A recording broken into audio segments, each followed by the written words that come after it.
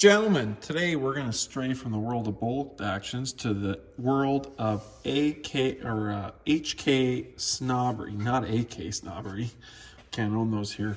But HK snobbery. This is for all you HK snobs out there. I'm one of them. This is one of their offerings that have been around for a while. The civilian version of the G36. This is called the HK SL8, and this one is a designation 5. How you can tell the difference between a 4 and a 5 is the 5's got this weird rail up here for iron sights that go all the way, whereas the 4 stops here, so you just have the short rail here. There's other designations of these rifles. Usually those denote not having a dual stack mag, dual feed mag, for places where you're only allowed to have a single feed where the bolt will be different. We'll open this guy up though so you can see that. Other than that, let's dive into this puppy. All right, as usual, let's start at the back. So HK designed this rifle with this rubberized butt pad on the back. It's quite stiff. There's not really give to it, but I mean, it's 223, so what are you really going to complain about as far as that recoil? They have a adjustable cheek rest mount here. It comes with a certain amount of pieces. They go up and down. Same thing with your length of pull. It comes with a certain amount of pieces for adjustment here. Most guys and most of these guns you'll find now are on the used market, and those have been lost many trades ago, and you're not going to find them. Just like this one, I got this one secondhand. Original owner never passed them on to me. He did pass on the original case and manual with it though, which we'll have a peek at later. It's all glass fiber reinforced plastic built body. They have this weird thumb hole thing, which is actually hollow, which I think there's an accessory that blocks this off so you can use this as a storage thing. Some guys like the thumb hole stocks, some guys don't like the thumb hole stocks. Personally, me, I've never had an issue with it. It's served me quite well, truthfully. Yeah, I'm a big fan of it. You got the traditional style HK safety, fun and silent. Now you can actually change this out because this is compatible with HK parts. You can actually change this out and put a G36 trigger group on this. That said, if you live in the States, you could probably make this full auto and pay your fancy, tax stamp or whatever you got to do, proper license. I'm not really quite up to date on the US regulations when it comes to full auto. In Canada, you'd have to get the single shot one that gives you that standard HK, pistol grip with the little nub on the bottom. I mean, I like them. I've seen some guys actually mod this and cut this stock and fill it and make it so that it's a little bit more comfortable. I wouldn't do that just because I'm not that crafty, but for some of you guys out there, you might. Curiously enough, the rail on this thing is actually the same plastic, carbon or glass fiber reinforced plastic. I've never had any issues with zero drifts with these rifles. I've had many of them. They've all shot incredibly well. Yeah, in my opinion, ACR. In Canada, at least, because we can't carry ARs in the field, but an ACR or an SL8 is the best, most accurate semi-auto rifle you'll have, period. I'll show you, I did a little shooting video of this where I shot a few rounds with it. I just had an AR scope on this thing, and I was shooting 100 yards in some wind, so my groupings were about 1.5 MOA, 1 MOA with the wind. It was quite windy that day, but I mean, hey, that's not too bad. In good conditions, bench rest with the decent scope, with a more accurate scope more precise scope than what I was using. I wouldn't be surprised to get half or 3/4 MOAs out of these things. They have Lothar Walter medium contour barrels on them. They're exceptionally accurate for what they are. Exceptionally accurate and consistent. Like, you can shoot these things a long time before you can clean them, or are supposed to clean them.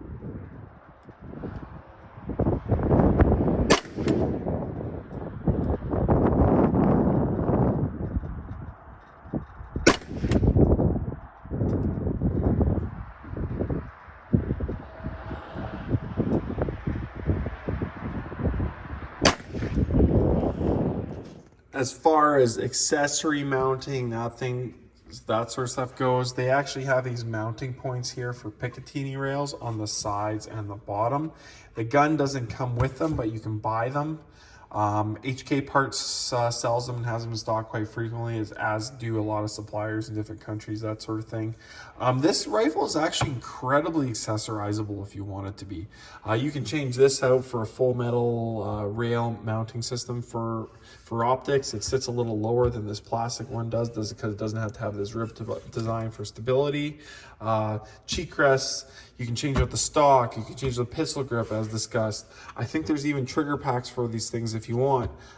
You can change out the mag well for this to accept AR mags. I personally prefer the G36 mags. I think they're a lot more robust and usable in terms of this gun, and just because I don't have a lot of AR mags too. But I mean, you pop this pin, you can slide this out and change it for whatever you want. I like the AK style mag release on them, but hey, to each their own. Getting into this, if you want to sling this rifle, it has the HK sling mounts. I don't have a sling with HK sling mounts, so that's probably a pet peeve I have with this rifle. Is for me to sling this thing is actually quite difficult. It actually has quite a few. If we switch over to this side, you can see it's got this guy here as well as one on the front, and then this one that's built in out of plastic on the back. I think it might be reinforced with metal underneath. I'm not sure. Probably not though. The trigger is, I mean, it's not the world's greatest trigger, but I think that's quite nice. Like, it's quite consistent and I'm happy with it. So you can see it's got a little bit of play in it, but then once you hit that wall's actually pretty solid. So then when you actually go to release it, it's quite the, it's got a little bit of pull to it. I mean, it's no competition trigger by any means, but it's got a really nice feel to it. I think it breaks really clean, and then the reset on it's really clean too. So once you pull and then you release for that reset, once it's loaded another round, it's quite comfortable. I'm not gonna lie. I like them. I think that as far as semi-auto triggers go, if you're gonna compare this like an X95 or any other ones, I got a couple other rifles coming this year that we'll talk about that, I mean, we can compare it to. But as far as semis that I've handled so far, this is pretty fantastic. I would say it's even better than Swiss Arms, but someone might shoot me for that comment. Now, this right here is a little hidden feature that most people don't even know the rifle has. This is actually a bolt lock when you pull it all the way back. Coincidentally, this rifle is actually ambidextrous. This your charging handle here actually goes to both sides, and if you push down on it when you have it on either side, it'll actually hold it in place so it sticks out. Now, word to the wise, you leave it sticking out like this. This is a reciprocating bolt handle, so see if I can pull it back with one hand here. Yeah, there we go. So it'll, when it's shooting and ejecting brass or whatever, this is gonna pull all the way back and keep and forward. So if you have your hand in the way or whatever, it will get hit.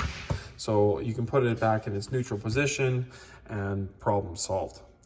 Let's take this thing apart and see what she looks like. And there you have it.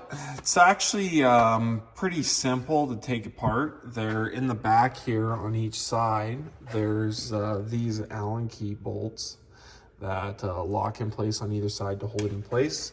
You've got this one bar that you just unthread and pull apart that sits in the front here. That takes off the front handguard, exposing the short throw gas piston. Then you got a pin in the back here, push pin, that goes here that holds in the mag well as well as holds in the front of the trigger control group. So it's functionally, it's incredibly simple. This is a non-adjustable short throw gas piston. I've never had any issues with function with these things. They function incredibly well. This is a newer version of one, so they took it out of the manual. I think you can find it on HK's website still though. But they recommend cleaning this short throw gas piston. I think it's like every 1,000 or 2,000 rounds. It's quite a significant number. It's definitely not You know, they don't want you pulling this thing apart all the time. To pull it apart is quite simple. Simply just pull it back and it pops out. I'm not going to do it because this one doesn't, the clean doesn't have that many rounds through it.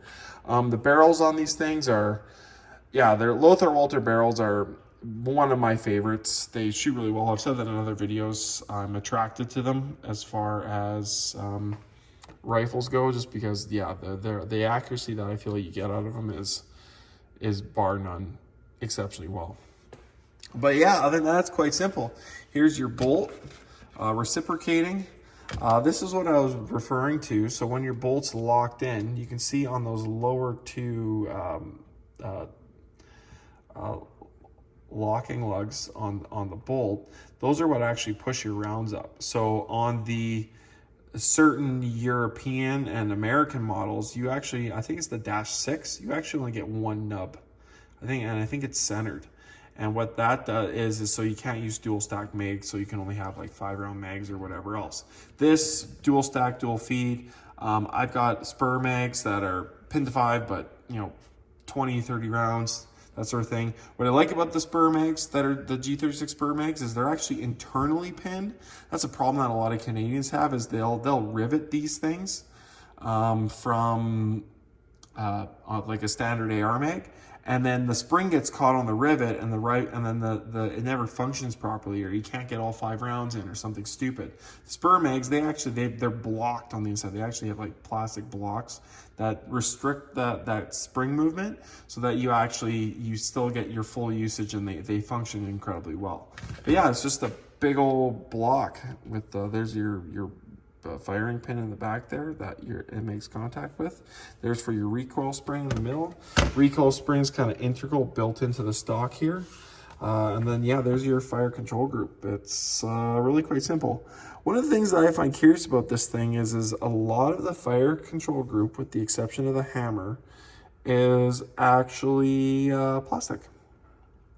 So you'd think this thing would have a lot more creep when you pull the trigger, but it doesn't. So what are the odds of that? But yeah, other than that, in the main body here, you just have, yeah, this big plastic housing that houses everything in the back and covers it out, makes it look cool. And then your barrel and your chamber, which is actually held in place by plastic. So again, the design of this thing, you'd think it wouldn't be as accurate as it is, but it's incredibly accurate. It's held in place by the plastic. When your bolt is closed, I mean, all your main wear points here are metal, but it does a great job. As far as assembly and disassembly goes, it's incredibly easy, as shown. Yeah, let's put it back together. And there you have it. Here's the spur mags I was talking about. So as you can see, there's no rivet in them, but if you go to push on the base plate, as I try to do with one hand, it only goes down to hold in about 5 rounds. So in contrast, here's the factory mag. I do like the translucent. It is pretty handy because, well, not in this case of this one, it doesn't really matter, because this one, when this mag is in the rifle, you can't even see, right? But I do like the translucent mags for the longer ones, because you can see how many rounds you have left. And I mean, Canada doesn't matter, because 5, you're not gonna see 5 anyways. Staying into a G36, you can. The rail on top, your trigger group, your stock, you can change out all of it. In Canadian pesos, I think it's around $1,200 to do it. So you're into the gun for about $3,000 if you want it. So you got yourself a G36 light, so to speak. G36s up here go for about $6-7 grand, so about half price. Yeah, it's all based on looks though. This functionally is awesome. My only complaint with this thing is because this body is this like matte plastic. If you have a stock on it, or like a single point mount stock, or sorry, sling, and you're walking in the bush or whatever, this will scratch easy. So that's the one thing I'd watch out for. Other than that, yeah, these things are coyote killers. So thanks for watching. I'll include some shooting footage in here. Yeah, like I said, I've owned a few of these things. I seem to own them and then not own them for long, because I always go back to bolt actions. But if you like semis and you don't mind blowing through some ammo, these are a great gun for the money. Feel free to post any questions in the comments. I'll be happy to answer them. Other than that, keep your stick on the ice and yeah, subscribe. Thanks for watching.